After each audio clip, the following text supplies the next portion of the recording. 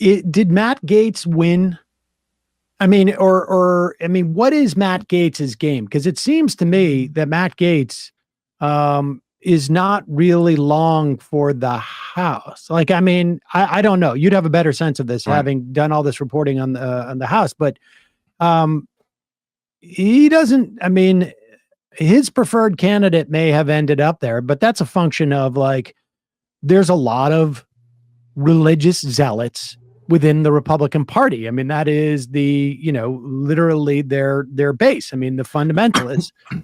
So it's not terribly surprising that that person ended up. But Matt Gaetz himself, is he going to be able to do anything in the future? If you believe Kevin McCarthy, and there's plenty of reason to believe him on this point, that a significant amount of this was driven by the ethics investigation that Gaetz, if you want to put it in the best light, felt like McCarthy was waging against him in an unfair and retaliatory kind of way. So he's going to take out McCarthy.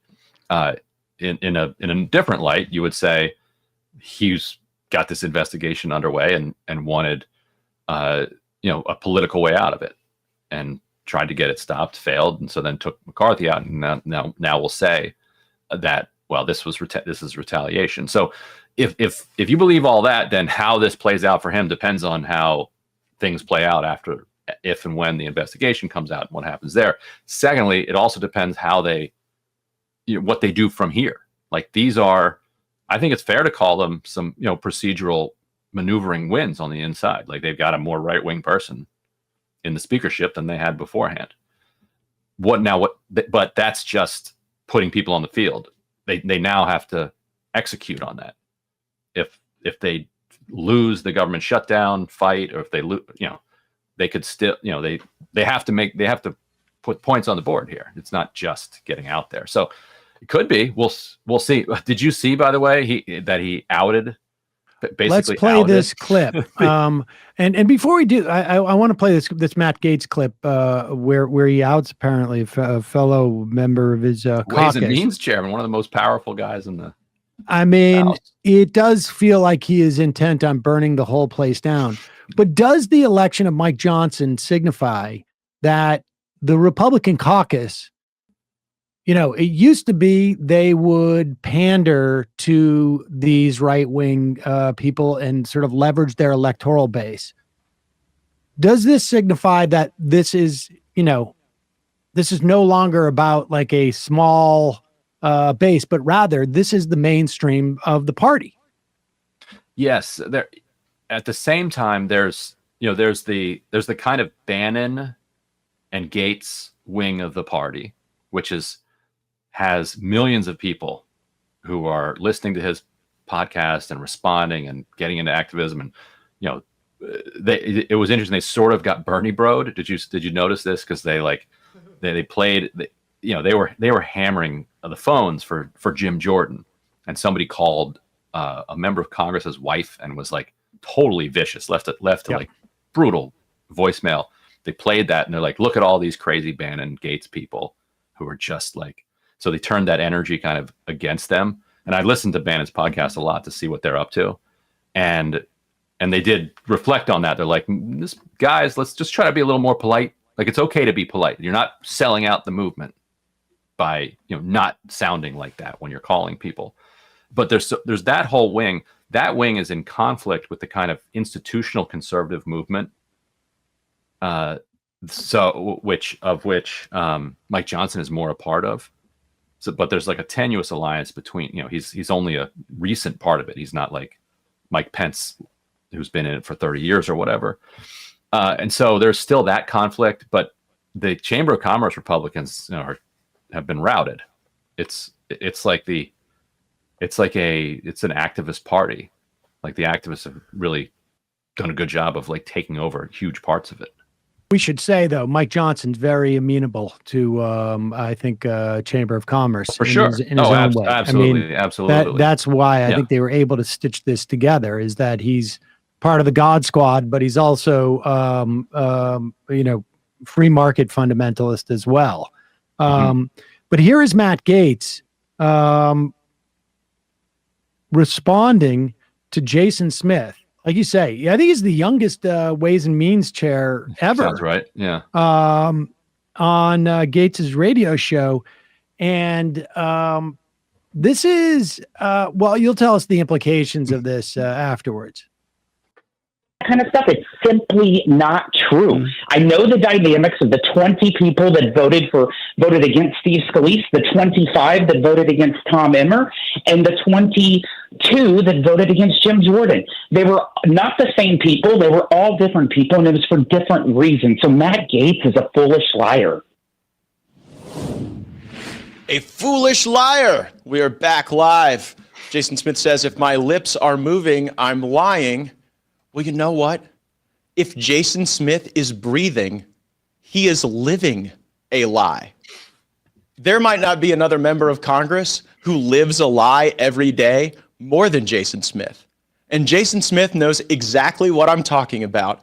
And by the way, so does almost every member of the House Republican caucus. So there's a good deal of projection in Jason Smith calling me a liar when it's Jason Smith who literally has to live a lie. And I honestly pity him for that because, you know, it wouldn't be something that I wouldn't live that way. I'll just put it that way. So Jason, I would check yourself before you come at me with any accusations of being dishonest about what I say when you're dishonest about how you live and what you do. He says the blood is on my hands for 22 days of not, I guess, sending money to Ukraine or whatever else they wanted to do. Interesting times we live in. Sure. I mean, I think, like, you know, there have certainly been times where I think it's appropriate to out a lawmaker if they are doing stuff that is sort of like extraordinarily hypocritical and vicious relative to the way their life. And to be honest, I don't know much about Jason Smith at all. I am, you know, outside of just the first 3 words of his, first line or 2 of his bio. What are the implications of this? You heard anybody talk about this on the Hill, or is this basically this is just, I mean, I would imagine I remember Dreyer, was it named Dreyer from California, who was maybe the whip. And this was in the aughts again in 2004, and hearing stories of like half of the caucus wouldn't even shake his hand because he was gay. Right. It really, I don't, they're not going to drum him out of but it's really just sort of like teeing up maybe an opponent of Smith in terms of a primary, or how do you think people are going to respond to that in the Republican caucus? I mean, it's Gaetz is, it goes to Gaetz's reputation as just a live wire and a free actor, like that. There's no predicting what he's going to do, and that's some of his power. I think not. Obviously he can't out the entire conference, but anybody else who's going to criticize him is then going to wonder, like, how's this going to go for me? It's a Trumpian thing in that sense. Like so many candidates in 2016 saw themselves just reduced to size by Trump's like belittling of them, and in the future people were much less willing to kind of tangle with him because he's playing a game that they can't win. Like you saw it when Ron DeSantis or even when like Marco Rubio tried to like come at him. They're just not willing to go the distance that Trump is willing to go. Like DeSantis like says one small thing about him and Trump like posts a picture of him and calls him a pedophile. It's like, boom, you can't compete with that unless you really are willing to compete with that. But so many Republicans want to be Trump without the baggage. And so in order to be Trump without the baggage, you can't call every single one of your opponents gay or a pedophile, which then hamstrings you if they're willing to call you that. Yeah, and you can't. That's not you can't be defensive in any way. You have to be 100% offense all the time. Right. But then you're not Trump without the baggage. Then you're just another Right. Trump. And nobody's the real Trump. Matt Gaetz might be able to, there may have been some sort of procedural things, but I wonder in terms of actual material gains, what he's going to get. I mean, the easy part is they don't want much. Right. In terms of like material gains, there's not a big ask there. It really is just like, who's going to have power, who's going to have the perks. There's no policy agenda. That's a good point, in the sense that what they really want is to be seen fighting. And what their supporters want is to watch them fight. Whether they win, and Gaetz has said this explicitly, like whether we win or not is not the point. Like people want us to fight. And you see that on the left too. Oh, without a doubt. The point is not winning. Well, I mean, the difference is I totally think that, yes, people want to see their politicians fighting on their behalf. But the gains for Republican, there's no policy prescription that is their gains are measured against. So much of it is cultural and whether and really, frankly, identitarian, right? Like that's the irony of all of this, is that when Democrats want Democrats to fight, it is in the service of delivering some type of material benefit. And even if you're going to lose, there is an argument that sometimes you can lose well. There's times you can lose poorly as well, obviously.